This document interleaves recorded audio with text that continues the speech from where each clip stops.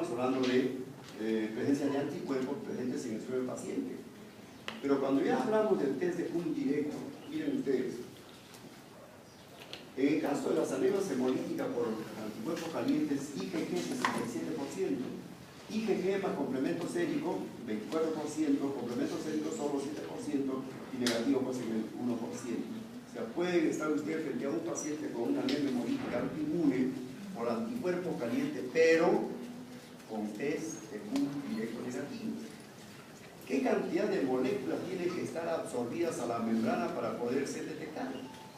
Van a depender, en primer lugar, de la metodología que utilicen el banco de sangre para hacer la detección de estos anticuerpos.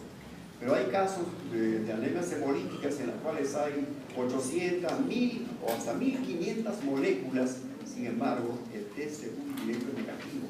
¿Por qué? No lo conocemos, ¿no?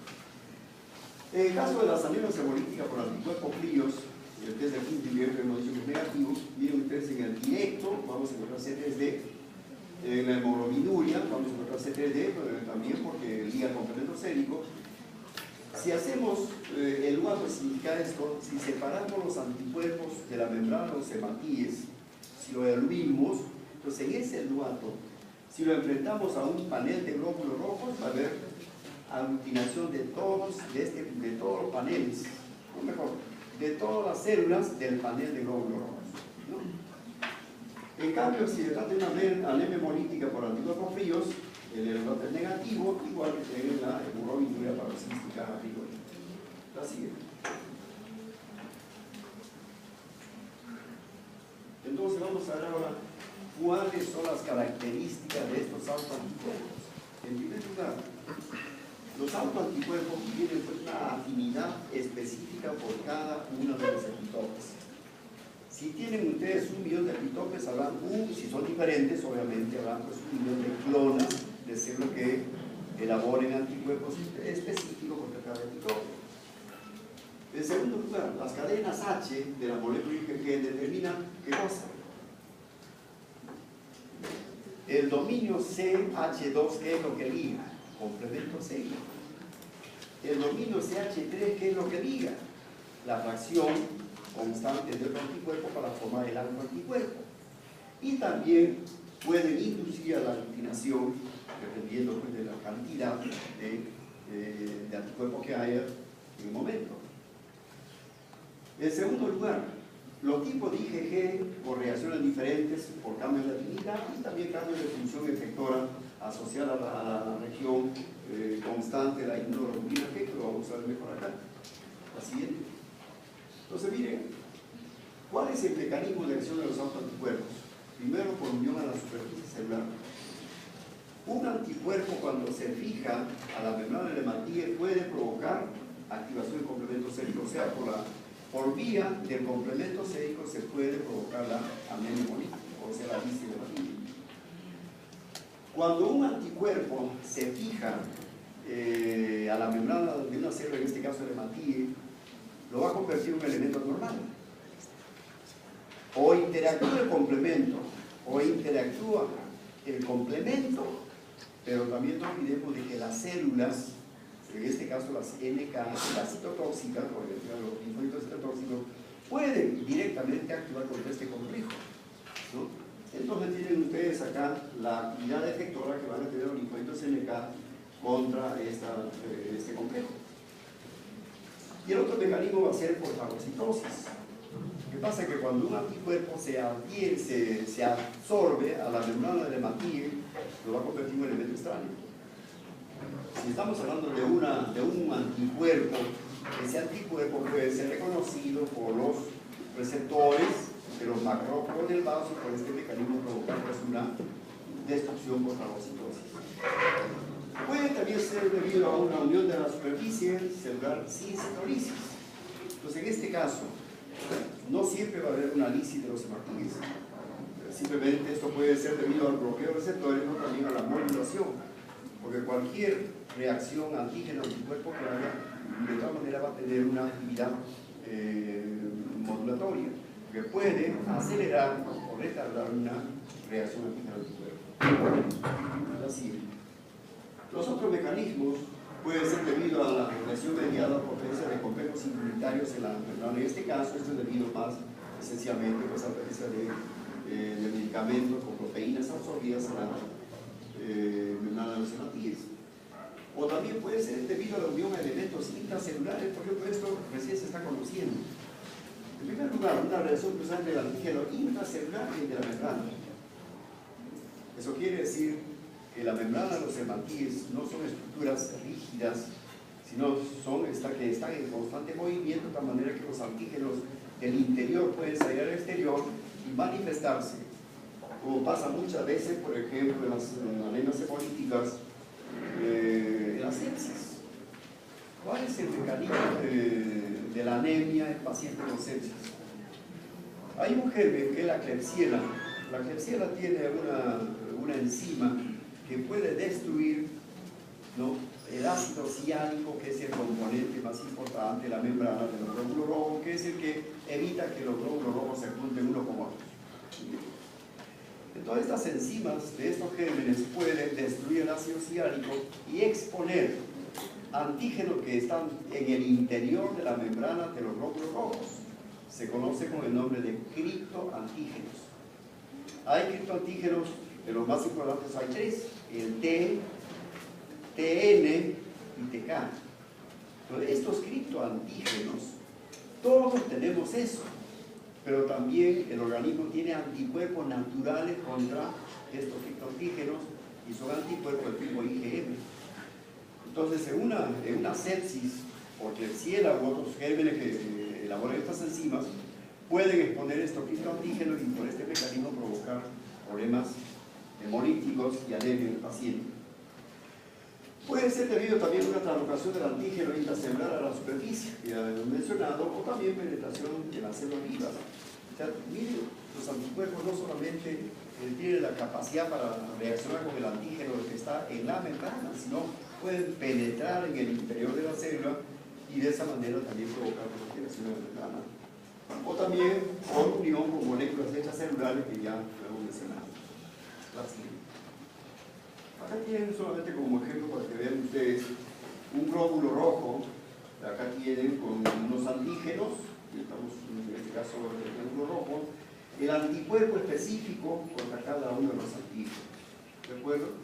Entonces, cuando este hematíe sensibilizado por la presencia de estos anticuerpos pasa por el vaso, el macrófago del vaso, que tiene receptores para la IgG, puede provocar dos cosas: o uno, que lo fagocite completamente y lo destruya, o simplemente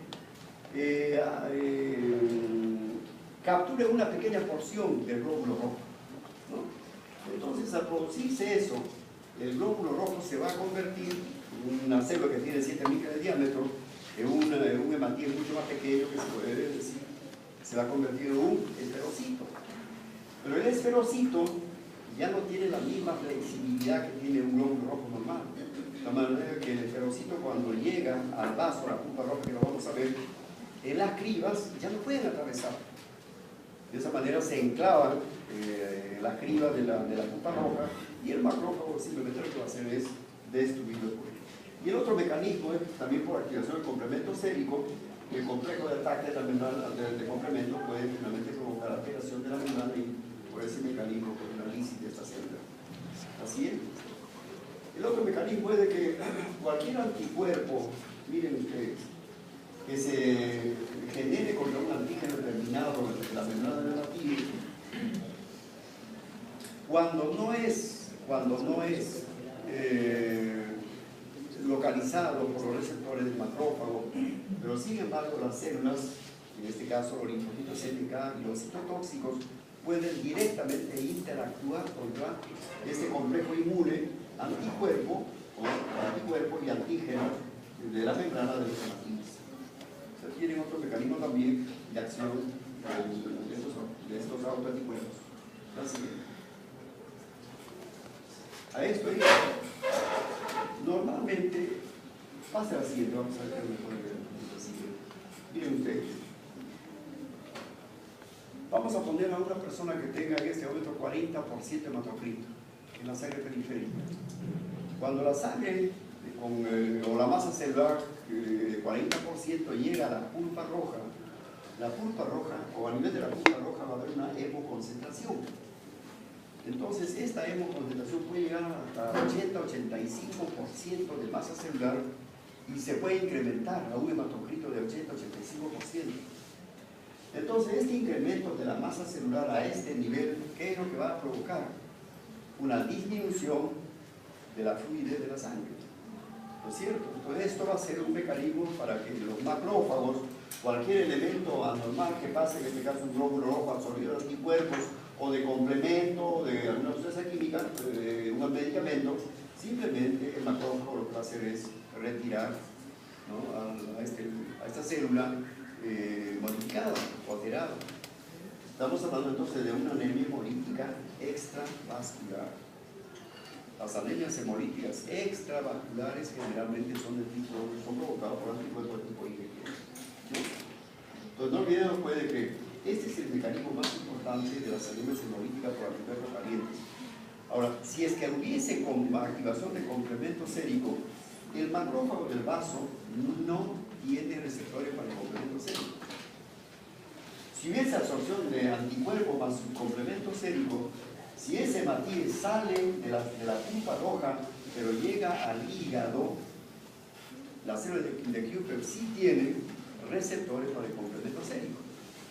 Entonces, a ese nivel también se produciría la lisis de los glóbulos rojos. Entonces, imagínense ustedes cuando esté frente a un paciente con una anemia hemolítica inmune o autoinmune provocado por un anticuerpo y por complemento sérico, el cuadro clínico va a ser mucho más severo, porque la lisis se va a producir tanto en el vaso como en el hígado. En cambio, cuando un paciente portador de una anemia hemolítica solamente por presencia de anticuerpos, obviamente la lisis va a ser a nivel del vaso, y es lo más frecuente, ¿no? Pero de todas maneras, para que tengan ustedes,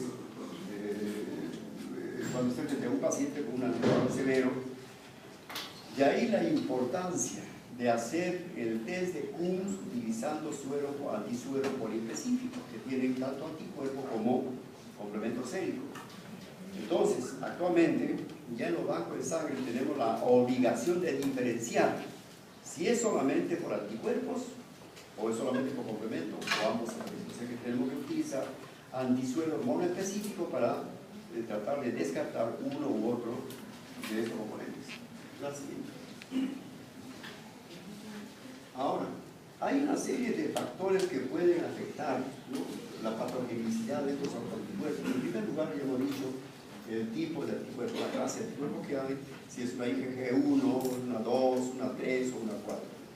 De los cuatro subtipos de IgG que conocen ustedes, la IgG1 y la IgG4 son las que pueden ligar el complemento sérico, pero la que mayormente liga complemento sérico es la IgG3, ¿cierto?, que son las que están involucradas más en los problemas hemolíticos de tipo inmune. La IgG4, como no es reconocido por los receptores, no tiene prácticamente ninguna importancia, es decir, no son patogénicos. Los que son patogénicos son la IgG1 y la 3 básicamente. Los anticuerpos tienen un tiempo de vida media, un promedio de 21 días. La IgG1, la IgG2 y la IgG4. La IgG3 tiene un promedio de vida media de solamente 7 días. Ahora, ¿por qué es importante determinar las subclases? Vamos a suponer que estén ustedes frente a un paciente con una enfermedad hemolítica recién nacido, por incompatibilidad del sistema RH, un segundo embarazo. Entonces, miren, el cuadro clínico va a depender del subtipo, o sea, de la subclase de IgG. Si el recién nacido tuviese anticuerpo de tipo IgG sub 3, tengan la plena seguridad de que la anemia se va a producir casi inmediatamente al parto. En cambio, si es una IgG1, se puede producir en el lapso de las primeras 24 horas. O sea que clínicamente pueden hacer diagnóstico diferencial entre una IgG1 y una IgG4. Es una anemia hemolítica autoinmune. Si el anticuerpo es una IgG3, el cuadro clínico va a ser mucho más severo que si se tratase de una IgG sub 1 o una IgG sub 2, ¿no? Ahora, obviamente, también puede haber mixturas de una IgG1, una IgG3, más una IgG2, e incluso de los cuatro subtipos.